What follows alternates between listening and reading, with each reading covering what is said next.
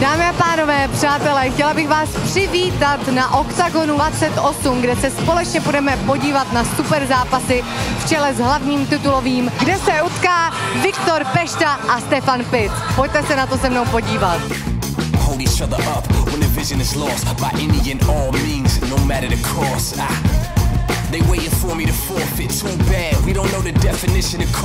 Kubo, tvůj soupeř nenavážil. Je to pro tebe nějaká výhoda? Je to celkově neprofesionální, ale osudu pro hry neuteče. Myslíš si, že u tebe se to nikdy nestane, nebo ty to prostě bereš tak, že musí se navážet za každý situace? Tak mělo by to tak být. Jsme už na profesionální úrovni a ty váhové kategorie jsou z nějakého důvodu. Vždycky prostě chci udělat váhu a taky ji udělám. Máme nějaké varianty, co by mohlo vycházet, co nemusí a ukončení vypadá optimální variantou. Nastupuje Risto Dimitrov, výrazně starší súper od Jakuba Dichotu, je na víťaznej vlně. On má tu chlapskou sílu, zatímco čím je pořád takové to chlapský dítě, řeknu, ještě pořád.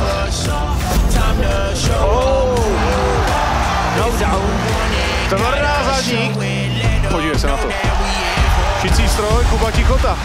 Pim, pim, pim, 20krát, nazdar. A to nejsou malé údery, přátelé. Myslím, že to Kuba vsadil na tu jednu kartu, že to ukončí v tom prvním kole. A je to konec.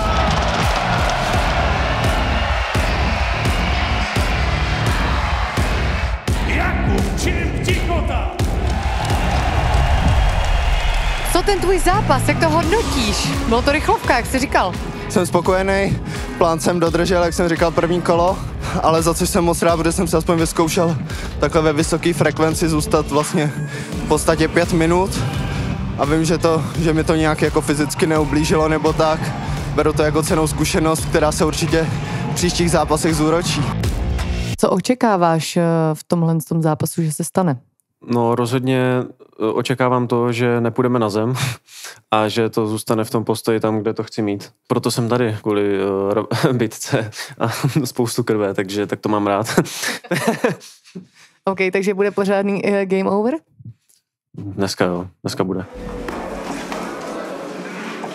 How you feel about your next opponent? Because last time was Narushka, was not okay for you, but for today, how it will be? I think anybody is tough, you know, like everybody can fight, especially here. He's an aggressive striker, grappling not so great, and I like to strike and I like to grapple, so I can't wait. Ready to go?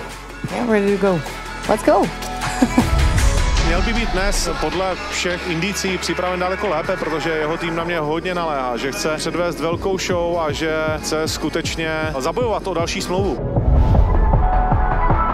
Včera ubezpečoval Polívku, že to nebude o tom jiu-jitsu, ale teď Polívka dobře tlačí. Tvrdá zadní!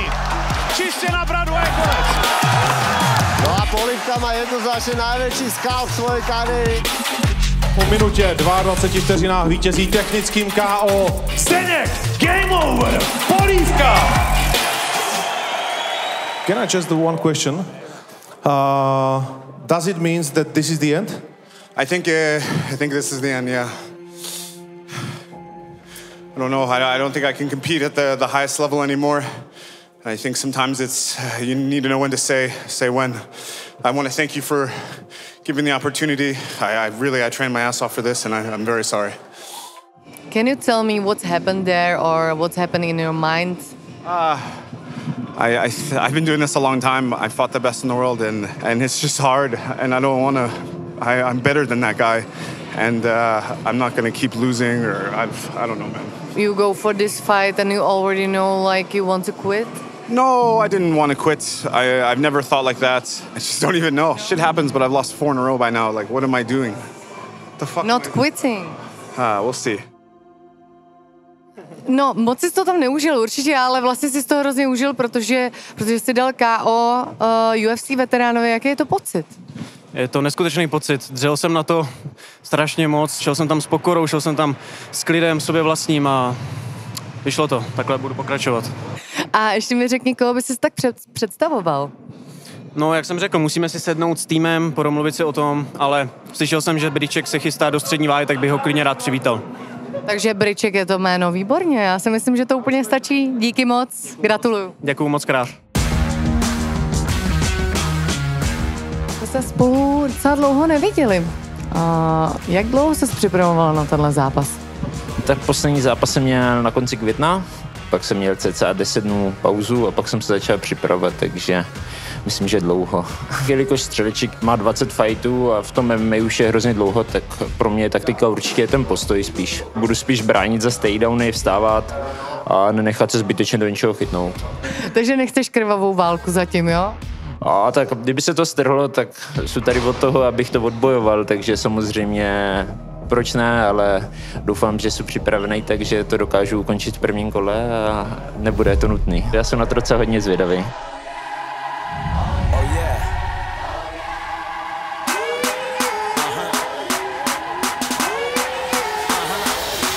Do you know my name?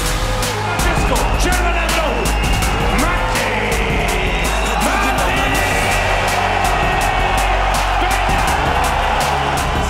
my name is Legend.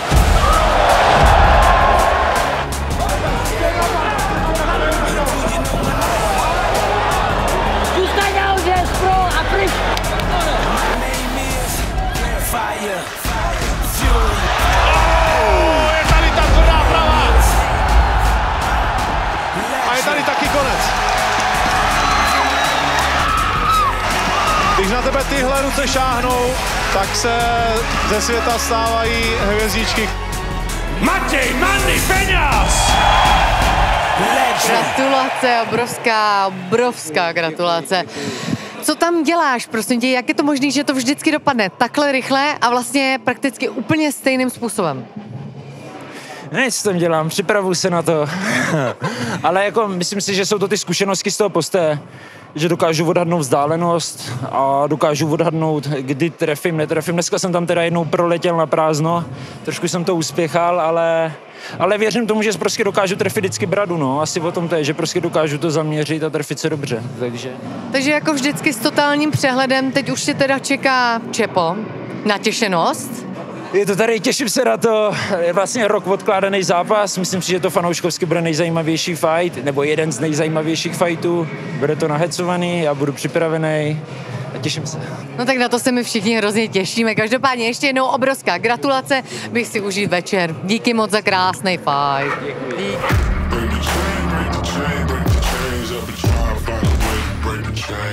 Já chci říct jenom, že hodně lidí před tady tímhle zápasem mě říkalo, že Christian, ty vole, kámo, to si vzal velký sousto, to je zabiják.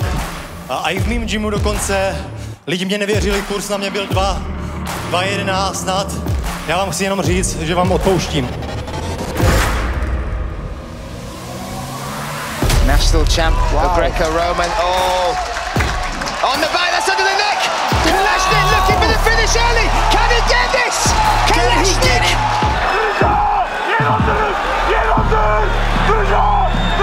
To asi neuteče ani Jungert. Možná raději usne. To je blázen. He's not out yet. Oh my goodness. Now he's out. Now he's out. He's out. Whoa. AK-47 finishes the fight. Finishes Christian Youngwood. Po minutě a 3 vteřinách vítězí na rear naked choke Andrej AK-47 Kalashnik. Mě říkali, že ho nikdo nikdy neukončil, každý mi to kladl na srdce, tím pádem to byla pro mě ještě větší motivace. Andrej, cože jsi mi to říkal v tom rozhovoru před zápasem? Že budu první, kdo ho ukončí. A co se stalo? A stalo se. Hodně lidí prostě má o něm vysoký mínění, což je výborný fighter. To určitě mělo nízký o mě a vlastně teď jsem ukázal, že jsem jiný level. To je všechno. prostě pojďme si to porvat, to ty lidi chtějí vidět a je mi úplně jedno, jestli budu, jak jsem říkal už minule, jestli budu 2., 5., 10., 14., já chci prostě, aby to byl skvělý zápas a ty lidi to pak ocení. Já prostě chci, když půjdu na ten zápas a s kýmkoliv půjdu, tak si každý řekne, jo, bude to bolet. Bude to bolet, je to kreten, bude to bolet, ale... Bude to krvavý. Jo, přesně tak. A jako co víc bude, to bude, ale pojďme si prostě... Ale co by ne, protože ty lidi se na to opravdu jako těší. Jako já když to srovnám, já měl 14 profi zápasů, nebo tohle, a teď jsem měl 11, jaký je ohlas po tom jednom, je mnohem větší, než kdybych srovnal všechny zápasy dohromady. Dneska je ta atmosféra nalazena divoce v tom prvním kole, člověče.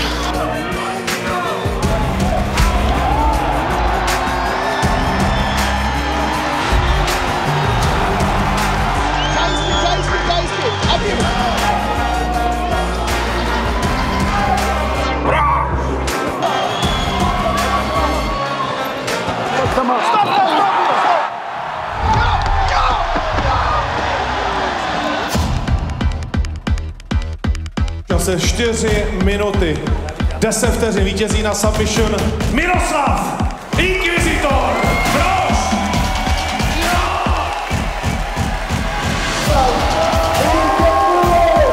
Ty lidi, to mi dodali strašnou energii, když začali fanit a podporovat.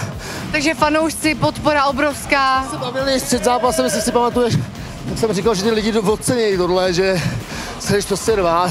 I když jsem tam dneska nebyl tak přesnej, protože jsem se fakt ty kopy fakt jsem sežral. On měl jako nepříjemný a všechno jsem cítil a musel jsem dělat, že i ty kolena a pak jsem říkal, tak pojď, vole, dobře, tak jdeme. Děkuju a něco jsem zkusil, jsem rváč, jestli něco mám, tak je to srdce. A o tom to je, Míro, my děkujeme. Děkujeme. Já se omlouvám. Ne, v pohodě, hele, mám v pořádku, mám výhru na prsou. Já tohle nemůžu ani vidět.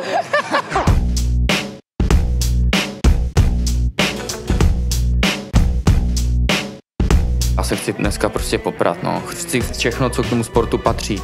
Chci dostat ránu, chci prostě, aby mě kopnul, aby mě bolela noha. Chci já kopnout, aby jeho něco bolelo. Chci, kdybych byl otevřený, taky by mi to nevadilo, jo. Prostě chci takovýhle všechno. Labužník jsi vyložený. Hele, občas si rád ubližu, je to pravda.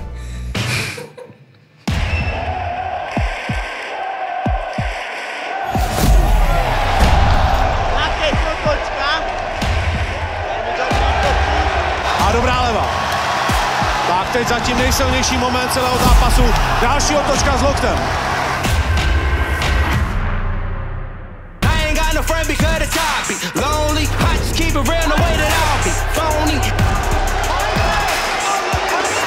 Oh, Rhea Brichter, that's enough. That's enough. Po pátém řadě technické KO Leo Brichter.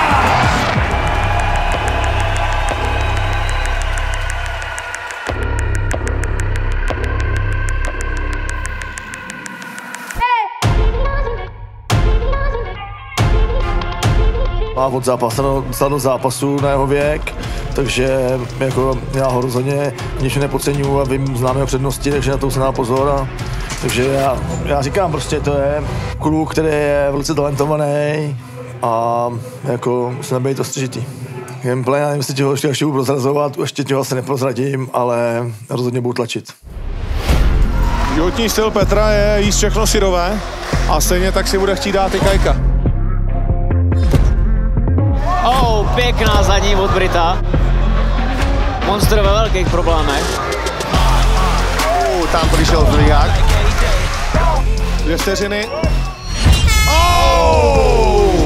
A tak to bude... To je zlomený nos. Extrémně, Ježíš Maria.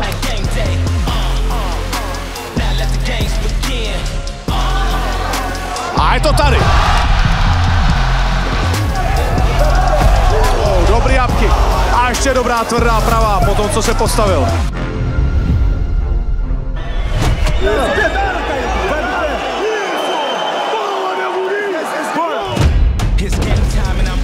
Krásně judistická záležitost od Petra.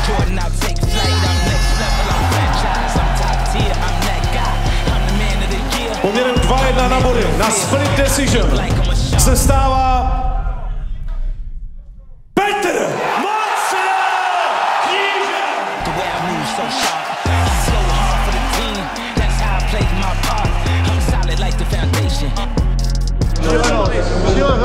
Současně to nečekal. Čekal jste, že vyhraje Brito a tu rychlost na ten pohyb a Petr tak překvapil a ukázal srdce a že je fakt jako borec.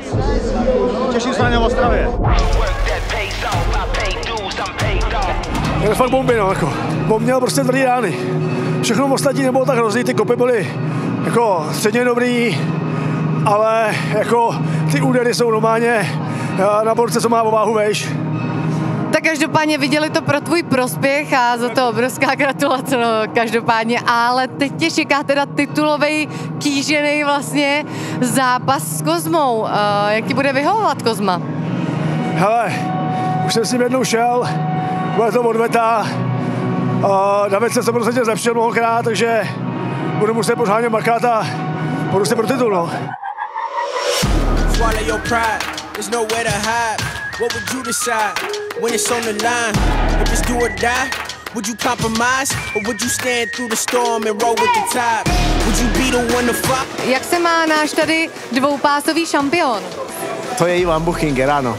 Ano. A jak se má? A chce získat třetí opasok. Ale nějak ten Kozma se ukludnil, alebo nevím, co to je. Ztratil se, bojí se. Ale už jste začali dobře, už jste začali takovou instagramovou válkou, jak to bude pokračovat? Akože dúfam, že bude to pokračovat, aby som mohl získat tento zápas. Děkujeme.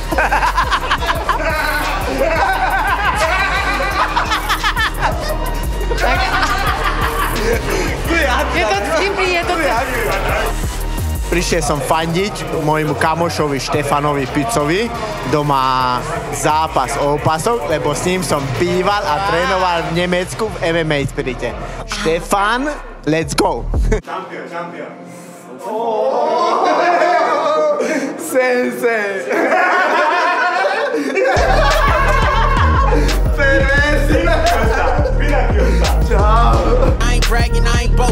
Nepřijde mi jako nějaký zas tak strašně nečitelný soupeř. On to, co dělá velmi dobře, ale dá se to z těch zápasů vypozorovat, takže myslím si, že nějaký extra velký překvapení tam nebude. Čeká nás 5 kol po 5 minutách o titul vůbec prvního šampiona polotěžké váhy organizace Octagon MMA.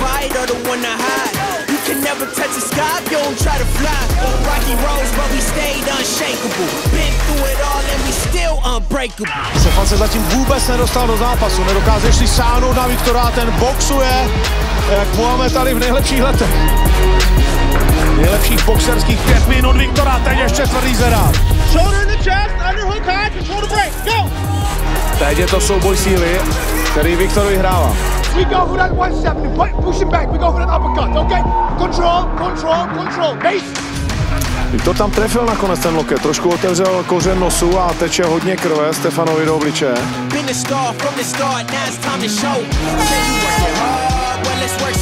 Vidíme to zranění je na nose, ten kat, tak ten loket tedy napáchal škody. Ještě povolán Cutman, aby to zatáhnul vazelínou a je konec. Tak to nejhorší možné, co se mohlo stát. Stefan Pitz prohrává na zranění. Gratulace vítězi. Myslím si, že ani Pešta takhle nechtěl vyhrát. To je bohužel náš sport, no.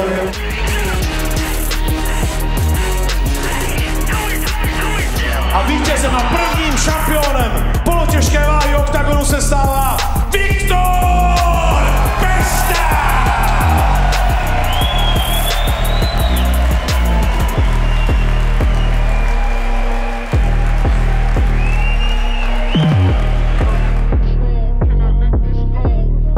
Cítím se skvěle. Samozřejmě takhle jsem vyhrát nechtěl bych samozřejmě buď to ukončit normálně, nebo na body, tohle je vždycky taková pachuť, ale na druhou stranu prostě i tak jako obrovská radost, že to dopadlo. A ještě mi to asi úplně nedochází, tak postupně se to dostává do mozku, že jsem teda opravdu to dokázal a že ten titul mám. I'm a dangerous man. My už jsme v závěru OKTAGONu 28, už se tady sklízí. Já doufám, že jste si to s náma užili, opět jsme viděli úplně neuvěřitelný zápasy a pojďme se už společně těšit na další turnaj, tentokrát Prime 4, který proběhne 6.11. a můžete se těšit například na Matuše Juráčka nebo Krále Severu a nebo na titulový zápas Filipa Macka. Tak pojďme na to.